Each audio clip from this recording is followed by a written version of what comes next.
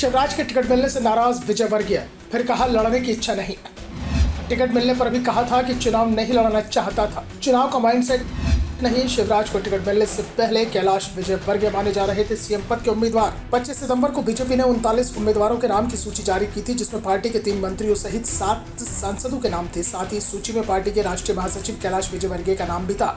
कैलाश विजयवर्गीय का उस समय बयान वायरल हुआ था कि उनके चुनाव लड़ने की बिल्कुल इच्छा नहीं थी, लेकिन बाद में समर्थकों के बीच ये चर्चाएं शुरू हुई कि कैलाश विजयवर्गीय को सत्ता मिलने पर सीएम बनाया जा सकता है, और फिर कैलाश ने भी इसी ओर इशारा करना शुरू कर दिया था।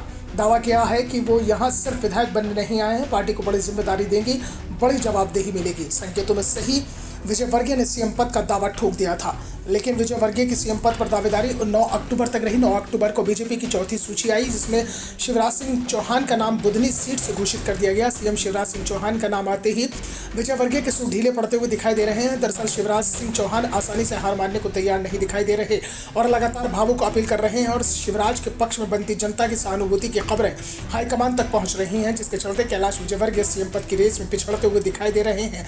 साफ है कि शिवराज को टिकट मिलने के बाद विजयवर्गीय नाराज दिख रहे हैं, और उनके बयानों में ये झलकने भी लगा है।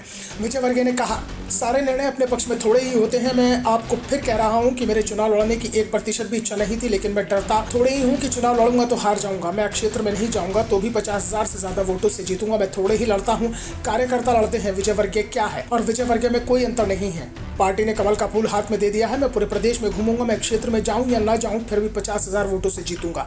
ज्यादा से भी जीत सकता हूं। हमें सरकार बनानी है, पार्टी का आदेश था, उसका पालन करना है। विजयवर्गीय ने एक बार फिर से यह दावा कर दिया कि चुनाव लड़ने की इच्छा नहीं थी। साफ कर दिया कि शिवराज को मिले टिकट को लेकर वो खुश नहीं है, क्योंकि उनके सीएम की दावेदारी कमजोर पड़ती हुई दिखाई दे रही है। लेकिन शिवराज सीएम है और उनका टिकट काटकर बीजेपी बड़ी मुसीबत में नहीं फंसना चाहती थी, क्योंकि बीजेपी हाईकमान के सर्वे में साफ हो गया था कि राज्य में शिवराज से ज्यादा लोकप्रिय नेता पार्टी में कोई दूसरा नहीं है। दूसरा, शिवराज के समर्थकों की संख्या पूरे राज्य में है। 17 साल से सीएम रहने के कुछ नुकसान होते हैं तो कुछ फायदे भी हैं, और फिर शिवराज के होने के फायदों को भुनाने की कोशिश की जा रही है। फिलहाल कैलाश विजयवर्गीय ने अभी इंदौर के एक के अलावा दूसरी सीट पर भी प्रचार शुरू कर दिया है, खासतौर पर उन सीटों पर जहां बीजेपी उम्मीदवारों के नामों का ऐलान हो गया है। विजयवर्गीय कार्यकर्ताओं की बैठक ले रहे हैं। साथ ही जो नेता टिकट कटने से नाराज है, उससे खुद घर जाकर व्यक्तिगत रूप से मुलाकात कर रहे हैं और उन्हें सक्रिय होने के लिए तैयार कर रहे हैं। साफ है कि शिवराज के मैदान में आने के बावजूद विजयवर्गीय को अभी भी उम्मीद दिखाई दे रही है कि पार्टी ने उन्हें सिर्फ विधायक बनाने के लिए इंदौर नहीं भेजा है, कोई बड़ी जिम्मेदारी उन्हें दी जाएगी। लेकिन यह भी साफ है कि विजयवर्गीय का कद अब बीजेपी में इतना बड़ा हो चुका है कि अब उन्हें राज्य कैबिनेट में मंत्री देकर